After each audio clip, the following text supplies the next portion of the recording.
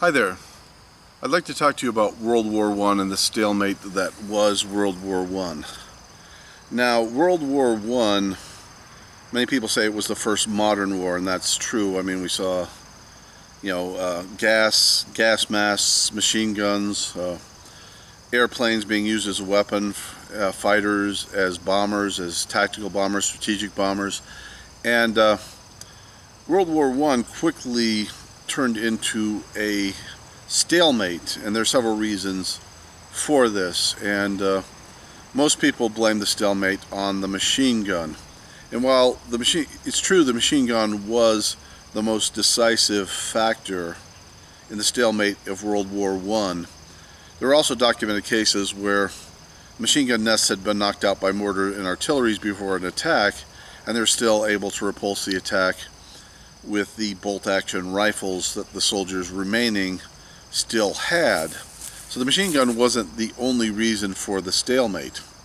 Now, another reason for the stalemate was the fact that you had a lot of things going on. You had barbed wire, that was an obstacle.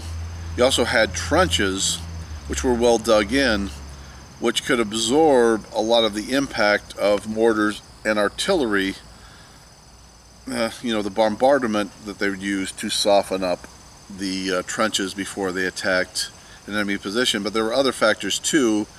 You had fast communications in World War I. You had phone landlines. You had radios. So a position that was under attack could quickly contact their chain of command, and the chain of command could contact soldiers nearby that weren't under attack to send some of their troops over to the position that was under attack to reinforce it. And you had motorized vehicles to quickly move troops from one position to another. There's an example of this in World War I, where there were a lot of soldiers in Paris, France, who needed to be moved to the front as the Germans were coming close to Paris. So what they did was they commandeered the taxi cabs in Paris, and they drove the French soldiers out to the front to get them out there in time to stop the German advance. So I mean, there were a lot of factors leading to this. Also, we can't underestimate the power of the airplane in that war, particularly for aerial reconnaissance. There was a case where an Allied airplane spotted a German division trying to sneak up to the front in order to launch a surprise attack against the Allied lines. But once they saw, they spotted the division by air, they canceled the attack and the division fell back. An entire division retreated because of one airplane, being spotted by one airplane.